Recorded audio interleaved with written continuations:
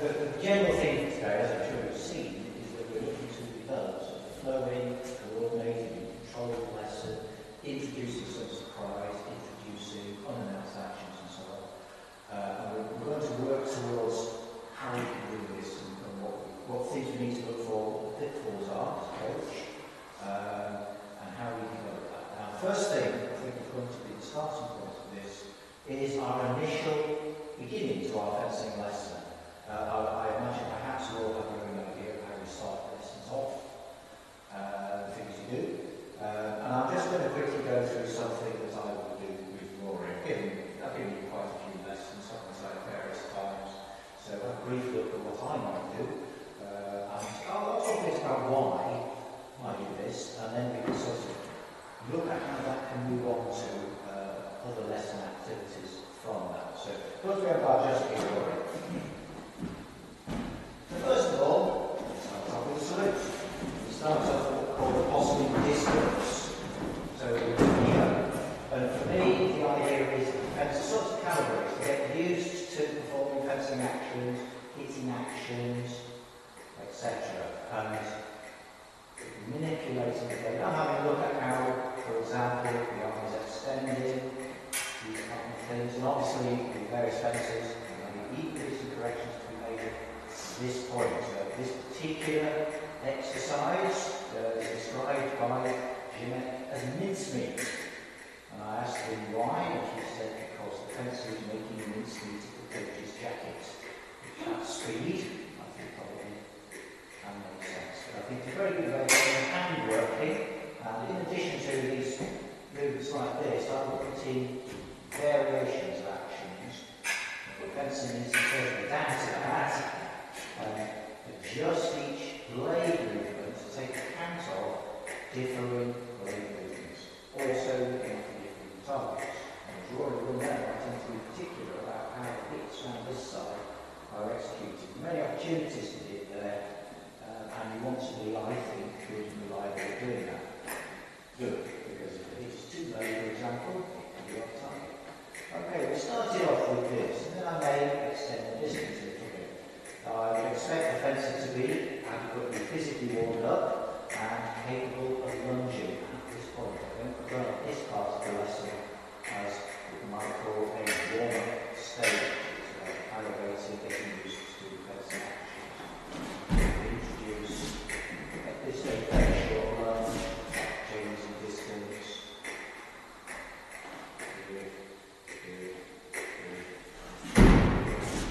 So that's sort of starting point on that. You're fairly familiar with that beginning part. Then we put some powers into that. So we have reposts there. I'm not going to tell you what parry to do. It's highly up to him. Again, into a relatively short distance. This movement, my thinking is that getting the fencer moving actually relaxes a little bit. Get a bit tense up. Tense is.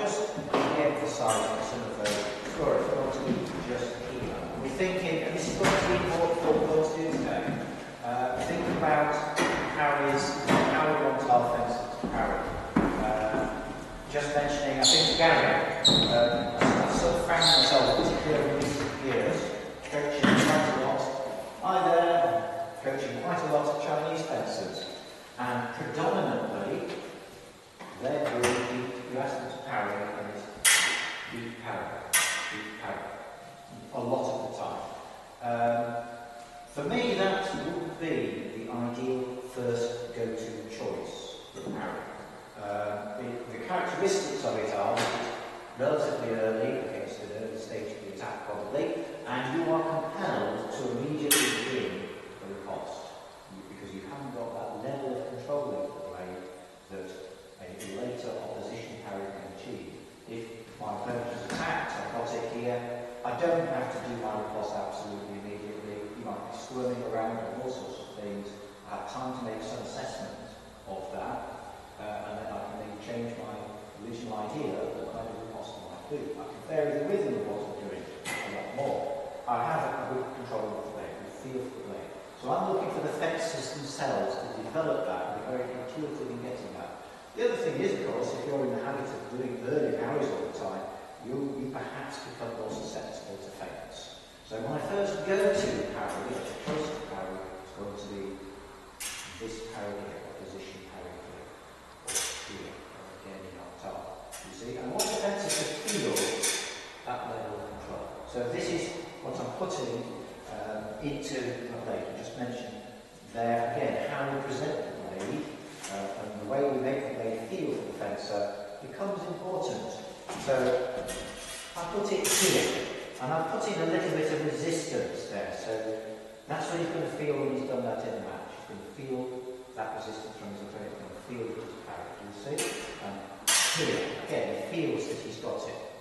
And I will pay attention to how that develops. If in the context of the lesson, there's something wrong with that parry, or something I don't like, common mistakes, for example, especially in young defences, is this. Now, it's a solid parry, but the point, as we can see, is gone right over there. Let's look at the limit options on what you can do. Incidentally, this is where left-handers are going to get away with things, aren't they? Because you can hit a lot more easily from there than if a right-handed parries like that. You see? So what we're doing, as I mentioned, whether you're doing it with the left hand or the right hand, is going to be quite significant. So the bit I want to move on to here, which is going to lead us into creating our more flowing style lesson where we can introduce all sorts of things, is create a scenario where the fencer is going to have to choose between whether it's going to be a disengage or a direct riposte. And there are some traps here for the coach that you have to be a little bit alert to, perhaps. So, I give him the blade, oops, my mistake there, I got it in the wrong place. And he's taken his parry, what the riposte is going to do, Rory? No. Yes, it's going to do a direct riposte. Okay? And there he's going to do disengage. A little bit slow off the mark, wasn't it? Did you anticipate that I was going to ask you to do that? I wasn't paying attention. Yeah, off target. Potentially a little bit of practice there. Sorry, my mistake. Okay, good. See, so I give conditions for the disengage. He feels it in his hand. His hand feels that it should disengage. And really, we want to get to a point where he said he wasn't paying attention. We want to get to a point where a hand would do it even if he's not paying attention. You see? Now, it actually took me a long time, really, I would say years, to sort of devise how I wanted to get this disengage to happen. Because if I do it in a different way, like press, this is not really simulating a fencer who's parrying. You see? So what I'm giving here, I give the blade, and I take it across into here. The significant thing is I've made a mistake. I'm a fencer who's made a mistake. What mistake have I made? What mistake is this fencer that I'm being? You see, anyone? The mistake is this. I assume he's going to do a direct riposte, and I'm immediately reacting, probably a slight panic reaction, like going to cards. I've made an assumption, but I don't know what the riposte is going to do. But I made that mistake. You never hit anyone unless they make a mistake. In different things, in different contexts, maybe mistakes and maybe not. In this context, it's a mistake. I don't know what the riposte is going to do. I started my parry before he's begun. Now, if he made a mistake, I'll try and do a riposte, I'd succeed in parrying it, almost certainly.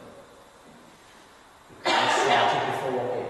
I've started my parry before he has, therefore I will succeed.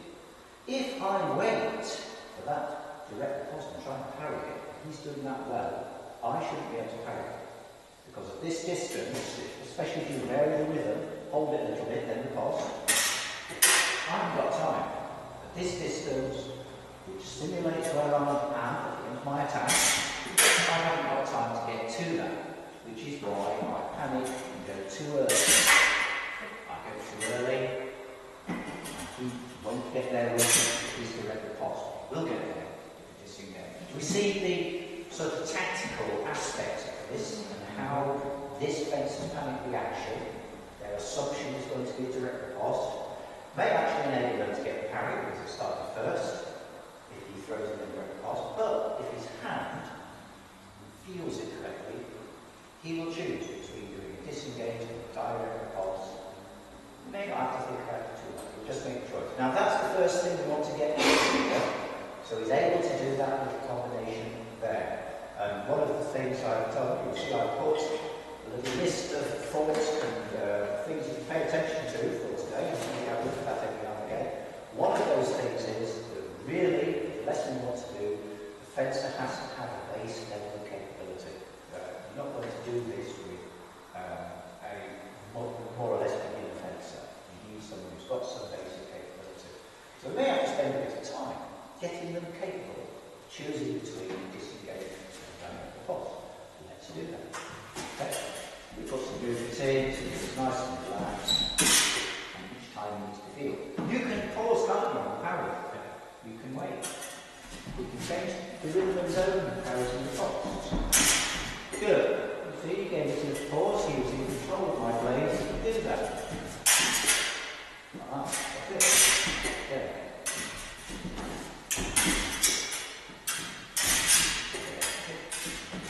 You can go around just parries, you've seen how he parries. I think you're thinking, I'm going to go for the riposte. Is that right? Yeah. But you're thinking, do it so you do close the line when they don't do it. Many fencers, he sort of compound the box is going to be a better option. So do that again. Oh, hand position for this. All over the place.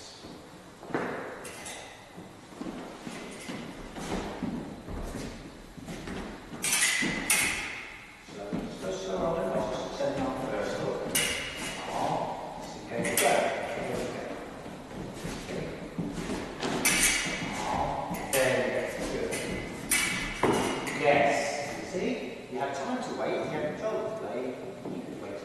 So we can mix that up. If we get to do the disengage first, then the distance, what does he need to do? 1, 2. So it's going to be possible 1, 2, isn't it? I put in my parry, that's too early. Increase the distance. I've got time for another parry. So we can have quite a mix of things going on here. Hit. Good. Yeah. Yes. Good. Should hit me on that last one. Okay. You see how now it's extended into. Yeah. You don't have to rush into this. Otherwise, it's our different targets. Very good parry. There we go. Got to get used to that one, hasn't it? You see, it's not unusual. Fencer needs to sort of adapt to that and get used to the advantage of that. This is where having a good disengage is very useful because your hand will do it. You may not even know you've done it, but you sort of feel that it's needed, and your hand does it. Okay. This time with your partners, just try and stretch it out that little. One thing I probably haven't talked much about is evading your offensive parry. I can see that many of you are doing this anyway, but once you've seen how they parry, the parry is different with each fencer. You can very easily put in that extra disengage and create successive parries. With this mixture, you can create a lot of variations. Also, you'll see on my list over there, it mentioned if you're going to put any surprise in there, pre-plan it. Now it might be that you do it on what we call a just-in-time basis. That's to say, before I present my blade, I've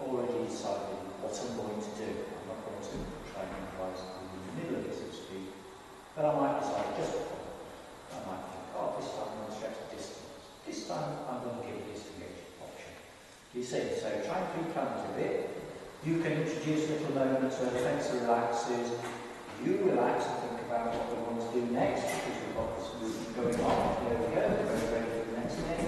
Here, we're not just piling things in continuously. Good, nice. Good.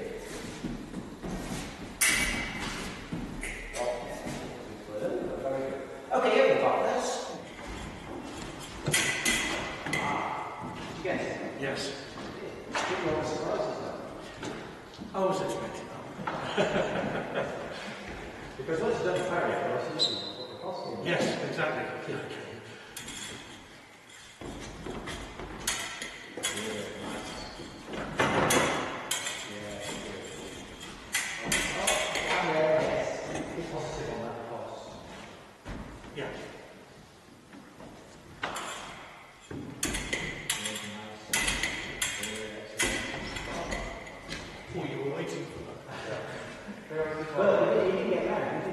Yeah.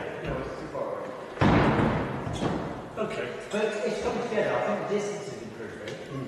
You know, what's happening makes more sense than the distance point of view. I think doing the offensive actions with the forward movement is good. I think your hand there is beginning to get that parry in there when you wanted it. That'll come. That'll come together. Now, this time, we're going to use, and you'll see I've put on the list of things there, have a simple starting point. Reposts are good as a starting point for these kind of exercises where you're looking to introduce variety, occasional surprise, extend the fencing phrase, these kind of things. And if you have a relatively simple starting point, this, as it develops, can enable you to do the lesson that has a sort of flowing quality to it, and especially once you get used to the fencing, they get used to you. You don't need to do a lot of verbal instructions as well as you get to. So a good point to start from is the parry of octave. So in this context, I'm going to present my blade here, just under the arm. And off. Certainly for me, if you're doing an octave parry, someone's attacking low, the target up here is more likely to be your first choice. I'm trying to hit you under the arm, my hand is likely to be low, isn't it? So I would suggest this riposte first choice. I sort of knew that you would attempt to riposte something direct like that because I saw it before in one of the previous ones. That tendency to go direct. But as you can see, if you try and go direct one, my hand here is going to go straight into the dark, isn't it? There. And yes, no, not quite there, are you? But you can see how we've created a setting where if he doesn't do the thing that I think makes sense, it's not going to work. I can do it so that it does make sense. Maybe this is my attack, it can go there, so I can introduce these other elements into it, can't I? Do you see? There we go, good. Now get some movement going. Well, that is our starting point. Yes, woo. A little bit low, I like the hit a bit higher. That's on target there, isn't it? That might be on.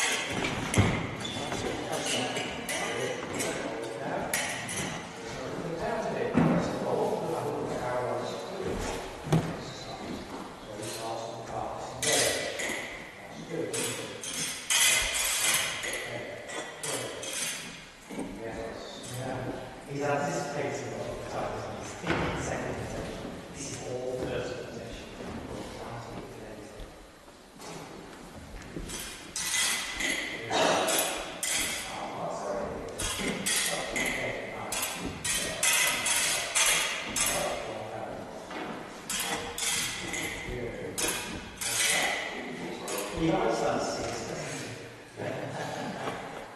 He likes that. No circuses in this one.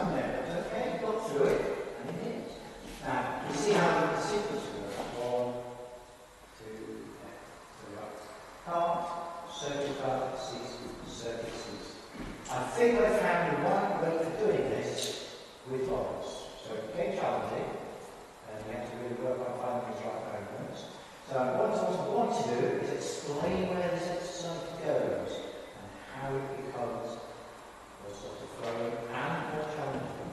At the moment, you have the choice of where to go, yes? With other fencers, certainly when I was coaching David, I would say when to go. I would say now. And you have to go straight away. And I would say now different phases in my parry actions. So you have to make this choice of how to go to attack at that moment, okay? And then it will happen with movements. Moving, changing direction.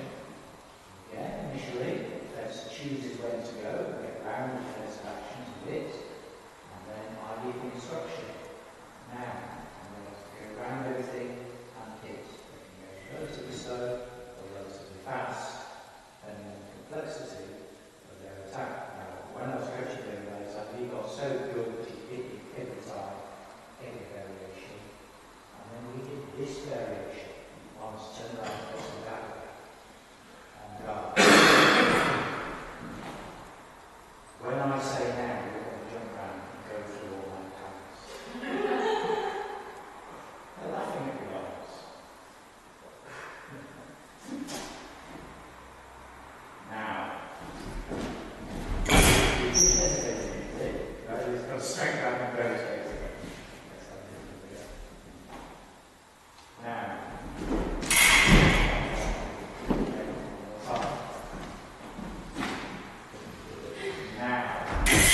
now.